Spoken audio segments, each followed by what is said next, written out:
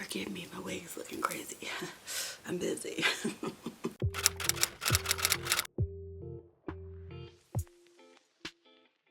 Hey guys, what is up? It is Brandy Chanell, and I know you're new to this channel, but if you're not, hey, welcome back. And if you are new to this channel, don't forget to press that subscribe button, and don't forget to hit that notification bell so you can join the notification gang. All right, let's get on with the subject matter at hand.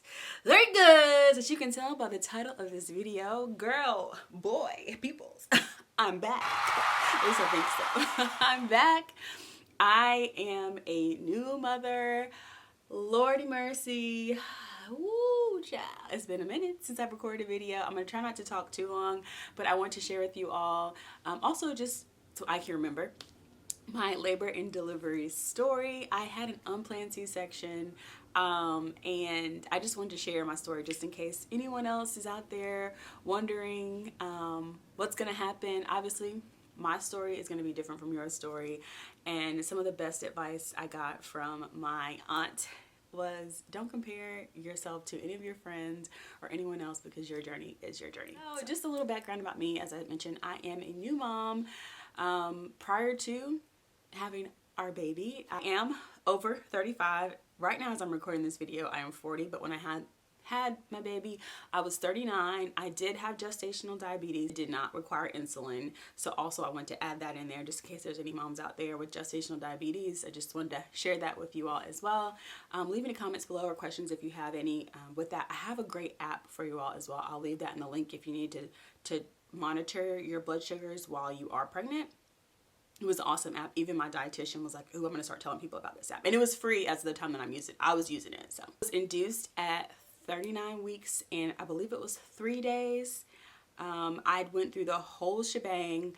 I was not dilated at all when we went in. So here's a little bit of footage from when we first arrived at the hospital.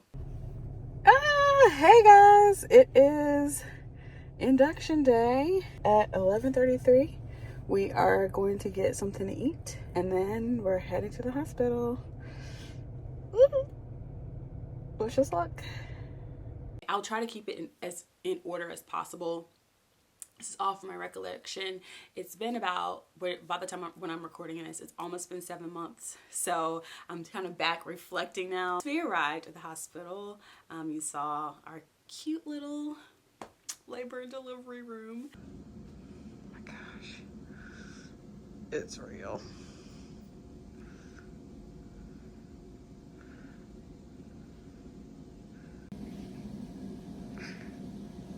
It's happening. All right, well, let me go change. I wish Grampy was up here too. Say it again. I missed it. Yeah, but he'll be here, everybody. Woo! You wish she was here? Huh? Who'd you wish was here? Moon Pie too. And who else? You said Grampy? Grampy. Oh, okay. And the Curly brothers. Oh, Caleb yeah. and Bryson and Breon. Oh, he's still gonna tell everybody's name. Shiny eyebrows. Got my shiny eyebrows for my mans. Wait, who? My little mans. Oh, hey, mommy. Yep, we'll be here probably for 2 days. Ooh. All right, see you in a little bit. After they put me in, and once I got my gown, I was kind of like, you know, moving around on the ball, asking the peanut and everything. I was like bouncing around the ball, and I was bouncing around and I was watching them because, you know, they put all the monitors and everything on you. And I was watching it. I noticed his blood pressure had went down, you know, or his heart rate had went down really low. And I'm like, So I stopped bouncing or whatever, and then it kind of went back up. And then the nurse Courtney, she came in and she was like, hey, could you get off the ball and get back in the bed? So they kept, and you know, she did not laugh. I'm laughing because she was trying not to scare me. So they took the monitor off my belly and they put a monitor, they started to do kind of an internal monitor just to make sure everything was okay, and then they kind of put the belly monitor back on. And I was of the camp of, honestly, when we got there, they had us, you know, or had me sign paperwork I kind of had my husband look at it, but they had me sign the paperwork. And girl, I didn't even want to sign the C-section paperwork because just in my mind, I was like, I'm not having a C-section. You know, they say when we make plans, God laughs. Anyways, girl, so I didn't even want to sign the C-section paperwork. So I didn't. The midwife said it was okay if I didn't sign it. If I had to have a C-section, I could sign it at that time. So I didn't even sign any of the paperwork. They, you know, brought in my little gown and told me, go ahead and get ready. So the midwife came in and we started my first round of cytotec with, which I don't know if methylpristal is the generic version of cytotec or opposite. Whatever it is, it's the same drug that softens your cervix. So when I got there, I was 0 centimeters dilated. Nothing was going on. So I already knew we were going to be here for a minute. And it's so funny that the midwife that I usually see, she wasn't working the day that we went in, that we were admitted. But she was like, oh yeah, I'll see you on Friday. We went on a Wednesday. She's like, yeah, I'll probably see you on Friday. I'm thinking to myself, girl, I ain't gonna be here that long. She was right. She saw me on Friday. But anyways, so I started the first round of cytotec. 4 rounds should it, you know, be needed. And I needed all 4. So the first round they put in my cheek. The second round they put in my cheek. The third, girl. The third round they insert in your vaginal region. They put it up in by your cervix. That one took me out. Okay, that one was shoo, and I can't remember if it was before the end of the night that they did the final round or if it was the next day. It had to have been over the course of the night because we got there maybe like 1 p.m. and it kind of went all the way until the next few days. So in between the second and third cytotec, they did insert the Cook's balloon, which if you've never seen it, it's a little balloon on this side and a little balloon on this side. So they'll insert it in your cervix, and then they'll blow up the balloon on this side, and then they'll blow up the balloon on that side. So your cervix is like right here, and then you have 2 balloons kind of connected, and then it has like little, if I can find a picture, I'll put it right here. It has little things dangling down, like little tubes. Have them tape the tubes to your leg because I didn't ask them that and they didn't ask me if I wanted to have it taped. So I just had those little things dangling out and it was very annoying to go to the bathroom. Anyways, so I think by the 4th cytotec, it was relatively over in the night and I could start feeling the contractions. I didn't feel like anything internal. Mine was more like in my back, and I was like, oh my gosh, this is just terrible. It wasn't extremely painful, but I luckily never really had period cramps either in my stomach or my back or anything like that. So when I do have them, this is kind of what they feel like, discomfort in my back. So I was like, hey nurse, hit me girl, hit me. So they came in and gave me some pain medication, which was crazy because I didn't realize that, and this is my naivete, I guess, that fentanyl was what they give. So I had fentanyl. Girl, it was crazy. Yeah, over in the night after I think before I had my very first pain medication, the pain was kind of so bad that I vomited. Oh, it was so bad. They said that it wasn't the cytotec, but I'm pretty sure it was a combination of the cytotec and like the cramps starting, or my cervix starting to open up. So I got sick over in the night. And then by the next day, I had dilated a little bit more. So they took the Cook's balloons out. Somewhere in between there, I did eat breakfast. I can't remember when I ate breakfast. It was either before they took the balloon out or after, I can't remember. And then shortly after that, they did break my water because I was dilated enough and they really wanted to, progress the labor. Woo. Well, they broke my water. Unfortunately, there was meconium, which means that the baby had a bowel movement internally. So we, that was something they were kind of keeping in the back of their mind, like, we can't keep this going on for too terribly long. Because there's meconium. Meconium? I think it's meconium. Google it, girl. After they broke my water, they're like, okay, let's kick in the Pitocin. So I think this is when I ate breakfast. So I was still having that back pain. I went and took a shower because I knew after that this was like we were about to be into like some serious labor at this point. So I went and took my shower. Then they came in, they broke my water. So we'd been there for a full day before they started the Pitocin and all that. Started me on Pitocin. Okay. And a couple contractions start coming, and I was like, you know what? Can I go ahead and get that epidural, girl? Hit me in the back, all right? The epidural wasn't bad. I didn't see the epidural or anything like that. My nurse team was awesome, okay? I love the nurses that I had. Epidural, Maggie was my nurse, so she just had me, put my arms around her, and she was like, do not move. And I remember my nephew's mom had told me, like, make sure you do not move, because I think I still had, back pain or whatever from, my epidural years ago. So I was like, okay, let me listen to what she said. Don't move, don't move. And I literally, like, I didn't feel it at all. I literally was just like holding my breath. Like, just, okay, don't move, don't move, don't move. So to me, it was painless. I didn't really remember feeling the anesthesiologist insert it, but I do remember feeling the medicine kind of like, I just felt really cold, and I felt cold the rest of the time that I was there. I was freezing the entire time. After the epidural, I was really cold, and then, they came in to do a cervix check, and they were like, okay, you're at 5 centimeters dilated. We're going to kind of see, it's been several hours, and we kind of were, hoping to see a little more progression at this point. Keep in mind, over 35, had gestational diabetes, okay? So it's, kind of a little, and when I got there, my blood sugars were high. So keeping those things in mind, they were like, we're going to obviously keep watching you.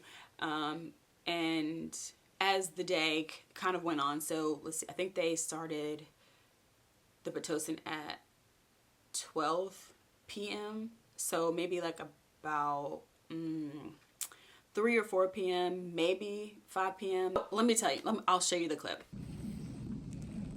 Doing a quick check-in. Last night was really rough. I look crazy. I got an epidural. I feel amazing, but we might have to have a C-section anyway. I'll explain everything to you guys either way, but I just wanted to check in. Yeah, I'm not too happy about that, but yeah, I'll check you in a little bit. So yeah. By then, they were just like, your contractions aren't, getting really strong. They're not strong enough to really open your cervix, and it looks and feels like your cervix is it feels like your cervix is kind of closing back down on itself. So basically I was going backwards, and my contractions weren't strong enough to continue to open my cervix. So basically the labor had stalled out, and that means baby, bless his little heart, he couldn't, come out of there. So they kept watching him. Since my contractions weren't becoming strong enough, they were trying to measure, and I can't remember what the measurement is supposed to be.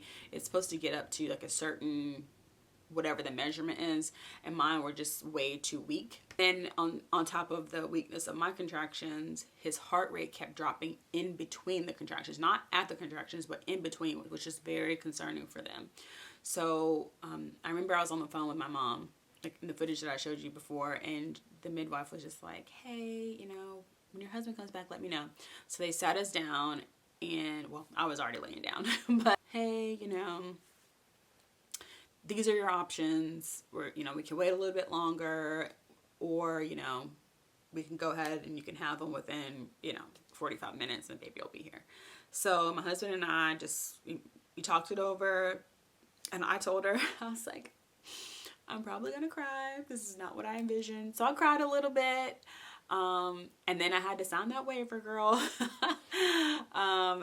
And we decided to go ahead and move forward with the C-section because, the baby's heart rate was dropping, and we did not want it to be we didn't want anything obviously to happen to him or to me. It was very scary.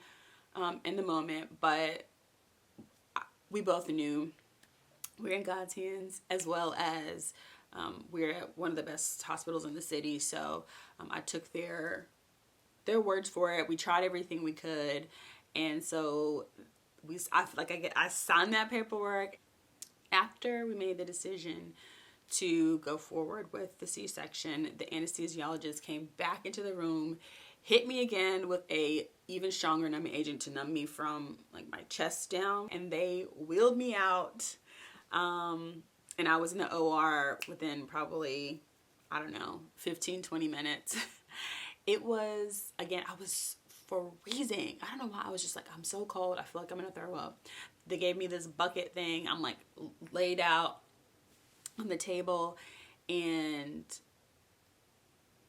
the surgeon, all the nurses, it was so cool because it's all women. I was like, oh my gosh, girl power. And the doctor had the best eyebrows. Irrelevant. People said their numbing medication does not work. That was not the case for me. I didn't feel a thing. I kind of, like, I could feel my body moving a little bit. But for me though, I kept going in and out of consciousness, which looking back, it was kind of scary, but no one in the room seemed to be concerned. So I just kind of like kept falling asleep. I was so cold. I kept falling asleep and waking up and falling asleep, and I fell asleep, and I heard the baby cry, and I woke up immediately, and I was just, my husband and I were just like, oh my God, we have a baby. Y'all, I'm telling you, it's an undescribable feeling. And the craziest thing is because I was asleep, and I like woke as soon as I heard him cry. And from then on, it was, to be honest, a blur. We were in the hospital Wednesday to Saturday. So we were in the hospital a good amount of time. Unfortunately for him, his blood sugars were extremely low, so they had to keep pricking his feet every so many days. That's why we had to stay in so long. It was more so for the baby than for me. Well, hello guys. It is a quick touch base update. I'm sure Confessional Me gave you the rundown on what transpired after my last video, or last clip, of me. We're in our postpartum room, day 2, which it feels like we've been here for like 2 weeks, but it's only been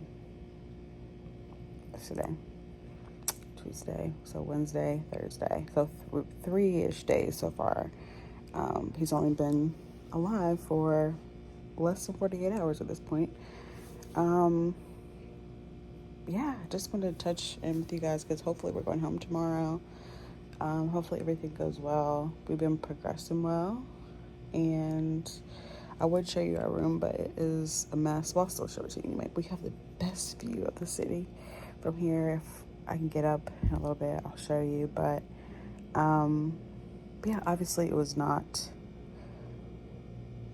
the birth I envisioned, but it worked out the way it was supposed to, if that makes sense. It was rough. It was rough, girl. But yeah, I'll let Confession Me tell you more.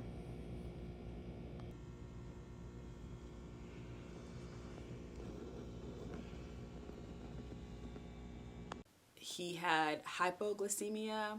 He also had the thing where I cannot think the name, I'll have to put it on the screen, where your blood types don't match. We had that. Girl, we had it all going on over there, okay? But you know what? At the end of the day, that is my story. That is our story, and I wouldn't have had it any other way. Of course, you know, having a C-section is, you know, the post-recovery is difficult, but, you know, the main thing was just for him and I to have a successful story. And I wanted to share that all with you all, and I hope that you enjoyed our story. Leave any questions and comments that you have down below. If you want me to do a video on recovery, a talking video, I can definitely do that. I didn't film that much at all these last 7 months because, girl, I've been trying to like get my head together. This has been a journey, just adjusting to motherhood, and just adding a new person into our lives has just been an adjustment for sure. Love it. It's such a rewarding experience. But I could go on and on talking about my baby, okay? You asked me, I could talk about my boo, okay? But yeah, I hope you guys enjoyed that video. And if you have any questions, leave them below. And I'll catch you. Wait, you'll catch me in my next one. All right.